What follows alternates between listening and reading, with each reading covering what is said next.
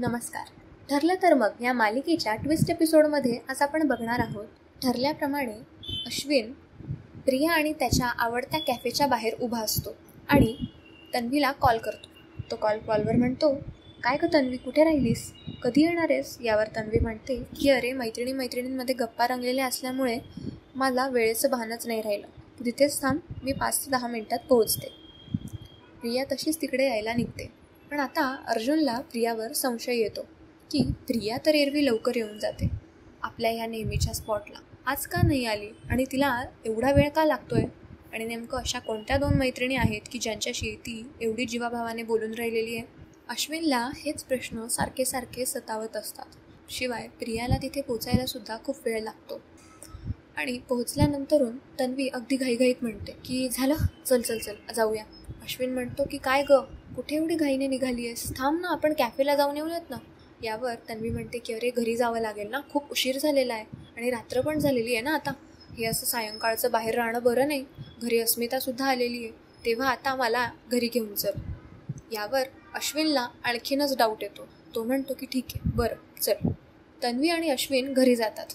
घरी पोहोचल्यानंतरून अश्विन कायम याच विचारात असतो की नेमकं तन्वी गेलेली कोणाकडे होती आणि अचानक येऊन ती मला एवढ्या घाईने घरी का घेऊन आली?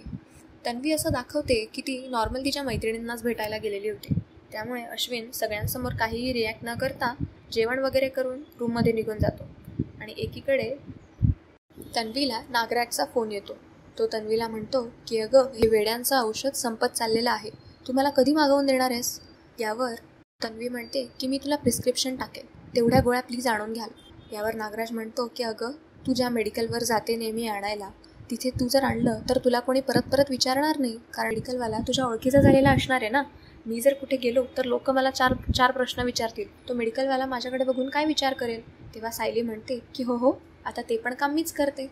असं म्हणत सायली फोन ठेवून देते आणि सगळ्यांमध्ये जाते. यावर प्रियावर थोडा संशय येतो. तो विचारतो, काय गं, कोणत्या कामात बिझी आहेस? एवढं कोणतं काम आहे तुझं?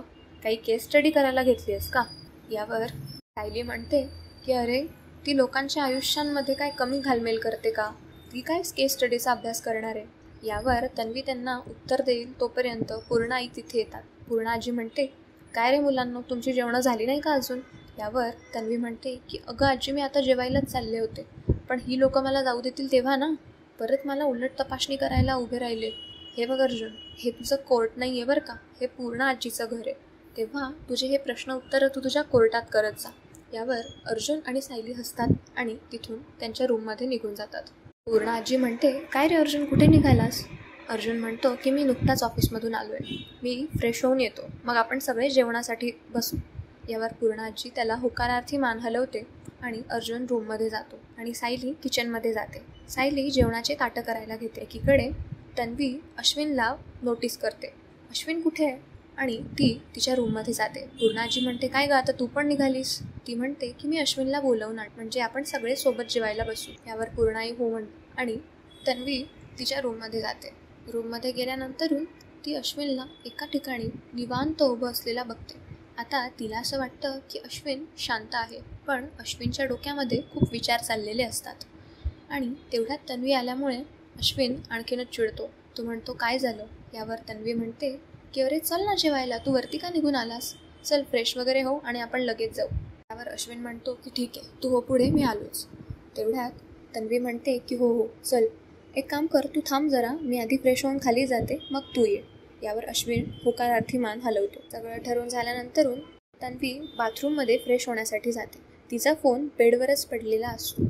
ती फ्रेश व्हायला गेलेली असताना अश्विन इच्छा नसताना तिच्या फोनकडे जातो. अश्विनच्या डोक्यात ह्या गोष्टी इतक्या तीव्र पातळीने चाललेल्या असतात की त्याला जाणून घ्यायचं असतं की नेमकं कोणाला भेटायला गेलेली होती. त्यामुळे तो तन्वीचा फोन हातात घेणारच तोपर्यंत तन्वी तिकडनं येते. तन्वी म्हणते की काय रे अश्विन, काय करतोयस? यावर अश्विन म्हणतो की काही नाही, तुझी वाट बघत होतो, तू झालीस फ्रेश? यावर तन्वी म्हणते हो, ठीक आहे, मग तू हो पुढे, मी मागून येतोच. यावर तन्वी खाली चालली जाते आणि जाताना ती फोन घेऊन जाते. तेव्हा अश्विन फ्रेश वगैरे होतो आणि तो पण खाली जायला निघतो. खाली सगळे हसत खेळत जेवण वगैरे करतात आणि जेवणानंतरून सगळे हॉलमध्ये येऊन निवांत गप्पा मारायला बसतात.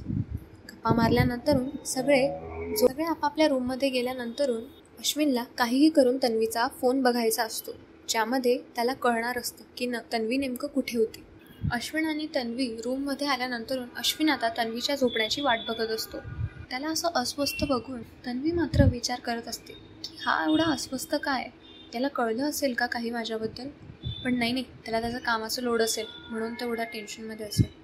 जाऊ दे, मला काय, मी तर झोपते, कारण असंही मी खूप दमली आहे. असंही इकडची अफरातफरी करण्यामध्ये काय कमी थकवा येतो का, म्हणत तन्वी झोपून घेते. आणि तन्वी झोपल्यानंतरून मात्र आता अश्विनला एक मस्त चान्स भेटतो तन्वीचा फोन घेण्यासाठी. तेव्हा अश्विन उठतो आणि बाजूला ठेवलेला फोन घेतो. तो तन्वीचा फोन चेक करतो. तन्वीच्या फोनमध्ये त्याला तिची नागराजसोबतची चॅट दिसते.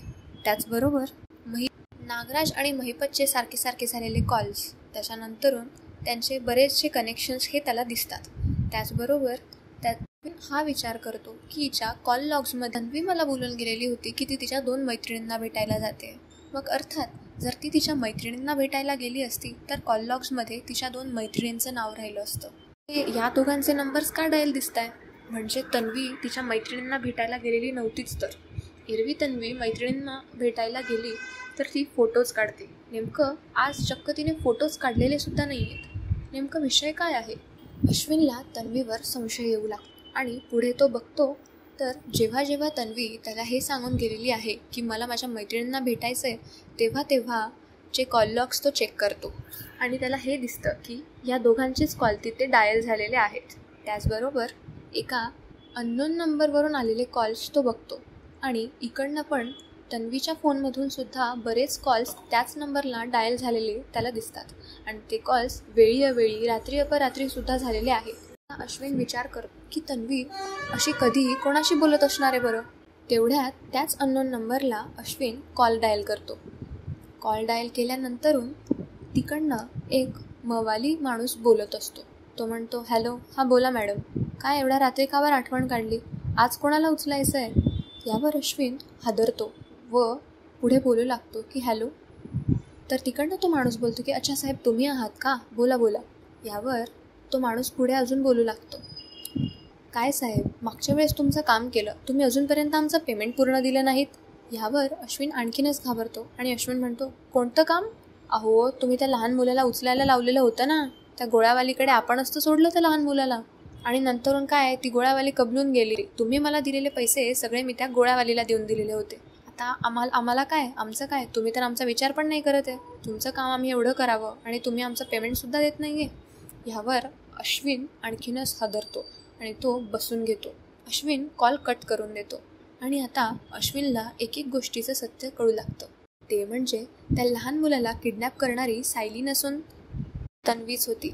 तन्वी तिच्या मैत्रिणींना भेटायला जात नसून या लोकांना भेटत असते. आता तिच्या डोक्यात एकच विचार चालू असतो, जर ती मैत्रिणींच्या नावाखाली या लोकांना भेटते तर या लोकांना भेटून ती करते काय, ती बोलते काय किंवा ती ठरवते काय.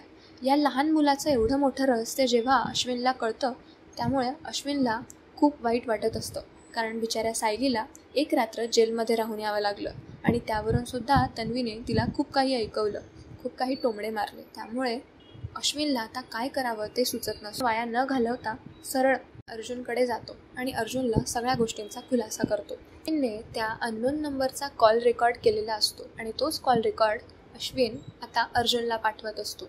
एकीकडे तन्वीला जाग येते आणि बघते तर अश्विन नसतो. तिला वाटतं की अश्विन बाथरूमला गेलेला आहे, त्यामुळे ती पुन्हा झोपून घेते. एकीकडे अर्जुनसमोर जेव्हा हे सत्य येतं की त्या लहान मुलाला किडनॅप करणारी तन्वीच होती, तेव्हा अर्जुन त्याच्याकडे सगळे पुरावे घेऊन घेतो आणि अश्विनला मात्र रडू येतं. त्यामुळे अर्जुन आणि अश्विन एकमेकांच्या मिठीत रडत असतात. अर्जुन म्हणतो की मी तुला हेच सत्य सांगण्याचा प्रयत्न करत असतो. त्यामुळे अश्विन म्हणतो की दादा, माझे खरंच डोळे उघडले, मला नव्हतं माहिती की ही असं काही करेल.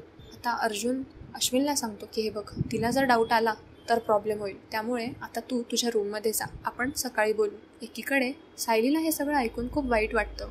अश्विन गेल्यानंतर सायली म्हणते की बिचारे अश्विन भाऊजी, त्यांना किती वाईट वाटत असेल, काय बीतत असेल त्यांच्या मनावर. अर्जुन म्हणतो की एक ना एक दिवस हे होणारच होतं. एकीकडे अश्विन रूममध्ये येतो आणि तन्वीचा फोन जागेवर ठेवून देतो आणि झोपायला घेतो. त्याला झोप येत नसते पण रडत कुडत का असेना तो पडलेला असतो. तेव्हा तो आता तन्वीला सोडायचा डिसिजन घेत असतो, कारण तन्वीने फक्त त्याचा वापर करण्यासाठी या घरात लग्न करून येण्यासाठीच हे सगळं कारस्थान केलेलं असतं आणि अश्विनसोबत लग्न केलेलं असतं. त्यामुळे आता अश्विन तन्वीला सोडायचा निश्चय करतो. तर मित्रांनो, आजचा एपिसोड तुम्हाला कसा वाटला हे कमेंट्समध्ये सांगायला विसरू नका. धन्यवाद.